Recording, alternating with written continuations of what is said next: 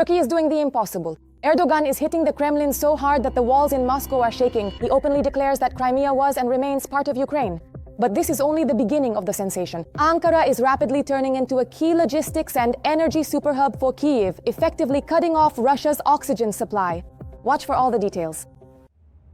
The end of relations between Turkey and Russia. Ankara has confirmed its support for Ukraine's territorial integrity and its readiness to help rebuild the country after the war.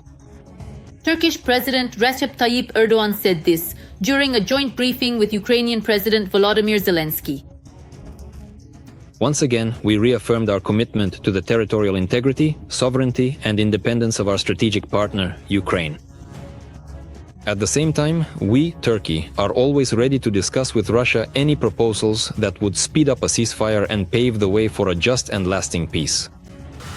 In response, Volodymyr Zelensky emphasizes that Turkey is becoming a key partner not only in matters of security, but also in the restoration of exchanges of prisoners, a process that Ukraine hopes to restart before the end of the year.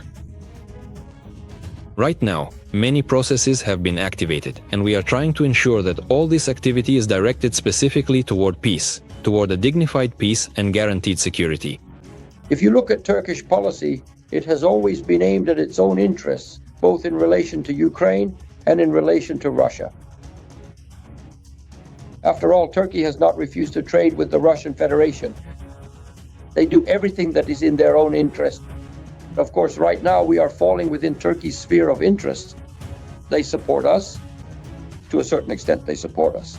Turkey's policy very clearly reflects this entire thousand-year-old Eastern approach. Very calculated, very competent, where, above all, in any situation, their own and above all economic interests come first. However, there is still a certain tension lingering in the relations between Russia and Turkey. Russian tourists found themselves stranded aboard the cruise liner Astorian Grande off the coast of Turkey.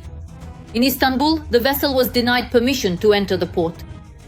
On board were more than 600 people from Krasnodar Krai, Moscow, and Leningrad Oblast, who had purchased a 2-week cruise costing about $3,000. The liner was scheduled to call at Marmaris, Antalya, Bodrum, and Izmir.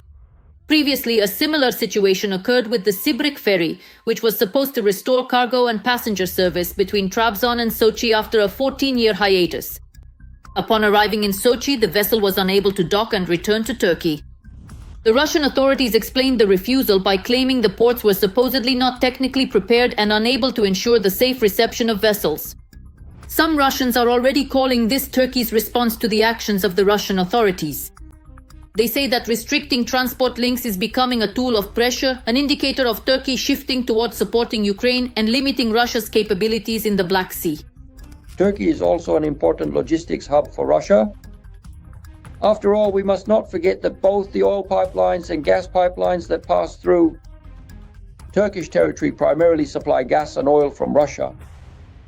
Because Turkey is a critically important and strategic hub, not only for the nation of Ukraine, but also, and perhaps even more significantly, the most absolutely essential and indeed the sole primary hub for the vast country of Russia. Meanwhile, Erdoğan held a phone conversation with the Russian dictator. According to the Kremlin, the two sides discussed bilateral relations, the war between Russia and Ukraine, as well as regional and global issues. Putin allegedly confirmed Russia's interest in resolving the conflict through political and diplomatic means. There was an exchange of views on the situation around Ukraine, including in the context of American proposals for a peaceful settlement. Vladimir Putin noted that these proposals, in the form in which we have reviewed them, are in line with the discussions at the Russian-American summit in Alaska and in principle could serve as a basis for a final peaceful settlement, according to the Kremlin. President Erdoğan, for his part, stated that Turkey is ready to continue its efforts to achieve a just and lasting peace and to participate in any diplomatic initiatives that will help facilitate direct dialogue between the parties. Turkey is ready, as before, to contribute to all diplomatic initiatives and plans that will promote direct contacts between the parties and pave the way for lasting peace in our region, the Communications Directorate of the Republic of Turkey reported. While Ankara seeks to maintain its role as a mediator in Russian-Ukrainian relations, its recent steps demonstrate an increasingly clear focus on international law and support for Ukrainian sovereignty. Kupiansk. The Russians continue to fall into the cauldron. The fortress stands. The Russians have been attacking after attacking, and there are mountains of 200s. The city is held with an iron grip. Putin's propaganda has burst. How are Moscow's plans once again falling apart? Watch. Another lie from Russian propaganda has trapped Russians in the snare of their own statements. I can't show the relevant signs or say certain words live on air. But I understand that today, once again, Putin needs to be sent in the direction of the Russian warship. Apparently, the top leadership of the Russian Federation forgot to take their prescribed pills. They imagined that their troops had blocked 15 battalions in the ISU and have full control over Kupiansk in the Kharkiv region. This is what the so-called chief of the General Staff, Gerasimov, reported during Bunkanov's visit to one of the command posts of the West Group. The units of the West Group have liberated the city of Kupiansk and continue to destroy the formations of the armed forces of Ukraine, which are encircled on the left bank of the Oskil River. The General Staff of the Armed Forces of Ukraine refuted the statement from the Kremlin, explaining that counter-sabotage operations and special actions to search for and eliminate enemy sabotage and reconnaissance groups are still ongoing in the city and its surroundings.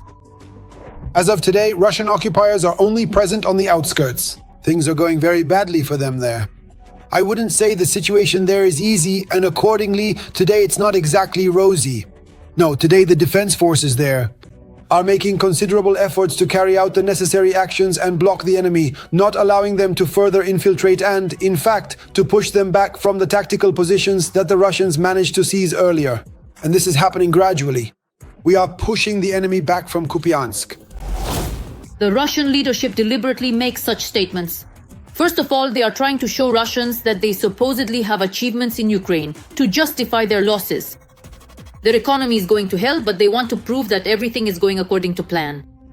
This is stated by Yuri Fedorenko, commander of the 429th Separate Achilles Unmanned Systems Regiment. The second goal of the Kremlin is to put pressure on Ukrainians. Similar statements make their way into Ukraine's information space, and it is Ukrainians who can be misled if they do not analyze the information. The third goal is to influence Donald Trump, who does not understand the details. Back in Alaska, Putin convinced Trump that he would capture the entire Donbas and Kupiansk. That's why the Kremlin is now passing off wishful thinking as reality. The Kupiansk direction remains a difficult spot on the map of Ukraine. In the city itself, the defense forces managed to tie up the enemy's assault units and force them into intense urban combat. The enemy is suffering huge losses and cannot advance beyond the outskirts. Meanwhile, Ukrainian forces continue to gradually, step by step, block by block, push the occupiers back to their homeland. At the moment, the Russian assault groups in Kupiansk are almost completely cut off from ground supply and logistics. The logistics are now carried out using heavy drones. It should be noted that Russia is not using the tactic of infiltration by small assault groups of up to 3 people. Instead, they are focusing on amassing forces and, accordingly, later attempting to take control specifically of logistics and the locations of Ukraine's defense forces. In addition, the occupiers are using the so-called pumpkin flag tactic. That is, when a group of 2 or 3 people runs into a certain area of Kupiansk, which is in the gray zone, meaning the territory is not controlled by either side, they raise the Russian tricolor flag. They film all of this and then present it as so-called objective evidence of control, supposedly already established. They claim that these neighborhoods of Kupiansk are under the control of Russian occupation forces. Right now, the main task for both sides is almost entirely to cut off or make logistics as difficult as possible. And despite all the difficulties of the situation, including weather conditions and a shortage of personnel, Ukrainian defenders are handling it masterfully. Every voice matters. Join our community, support independent journalism, and help us bring you the truth from Ukraine. Become a member of Ukraine Today. Join us now. This is like a bombshell for the Kremlin. German Chancellor Friedrich Merz stunned Moscow with his statement. Ukraine is receiving long-range missiles, the very ones that strike where the enemy doesn't even have time to blink. But this is only the beginning of a technological storm. Spain has rolled out unprecedented military power. This is a fiery sensation you can't afford to miss. Watch this. Even more aid and support. The German Chancellor has promised to equip the Ukrainian army with long-range weapon systems. but there will be no details about the number of missiles or the delivery timelines. Merz did not disclose them. For months, we have been working intensively with the Ukrainian government on implementing long-range fire projects, as we technically call them. The Ukrainian army will be equipped with such weapon systems. At the same time, the Chancellor refused to answer a question about Germany's previous reluctance to supply Ukraine with Taurus long-range cruise missiles. He called this approach a tactic to increase pressure on the aggressor country, Russia. The operational capability of the Taurus missiles is directly and significantly dependent upon the extensive level of specialized training possessed by the technical personnel. This implies quite clearly that only authorized Bundeswehr servicemen are genuinely capable of effectively utilizing these advanced Taurus missiles. Furthermore, it would undoubtedly require a considerably extended period of time to adequately train Ukrainian specialists to the necessary proficiency level. Germany is the largest European donor of military aid to Ukraine. Since the beginning of the war, the government has provided Ukraine with assistance totaling more than 50 billion euros. In September, Berlin launched a new initiative to procure long-range drones jointly with Ukraine's defense industry. Germany will also allocate an additional 150 million euros to purchase weapons from the US for Kyiv. Germany is well aware of the possibilities of direct military confrontation with the Russian Federation. That is why it is deeply invested in ensuring the defense capability of the Ukrainian state and accordingly in the technical rearmament of Ukraine's defense forces. Meanwhile, the Ukrainian Air Force has strengthened its air defense with the new British Terrahawk Paladin weapon system. The number of units delivered has not been disclosed, but even a small batch of such systems will significantly boost Ukraine's air defense. For the Ukrainian side, this means creating a so-called point air defense system to protect key logistical and military facilities from being hit by the enemy's aerodynamic weapons. First and foremost, this refers to UAVs. This advanced system is highly mobile and accordingly can be readily and efficiently redeployed to virtually any desired location with ease.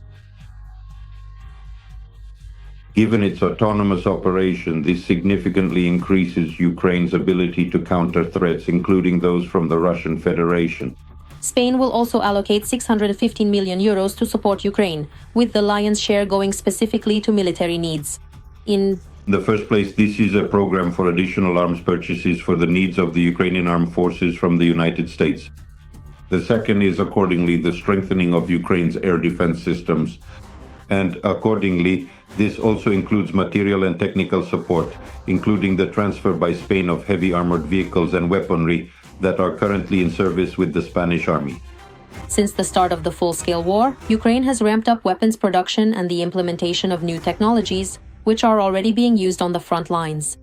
The volume of domestic weapons production has increased tenfold. Ukraine has scaled up production of the Bogdan self-propelled artillery systems to 20 units per month. These are record numbers even for NATO countries.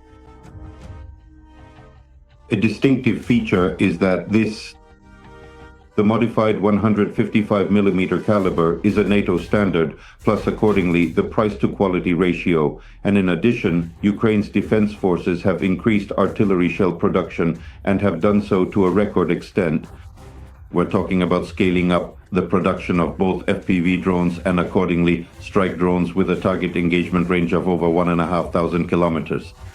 Earlier, Volodymyr Zelensky stated that the production of domestic weapons, particularly ballistics and drones, is one of the key tasks for the government and manufacturers. It is also worth noting the scaling up of the production of electronic warfare systems and radars. In this segment, once again, the Ukrainian defense front holds one of the leading positions in the world, and accordingly the production of naval drones as well. All this means that Ukrainian developers have demonstrated the ability to create high-precision weaponry capable of destroying important enemy military targets deep behind the lines.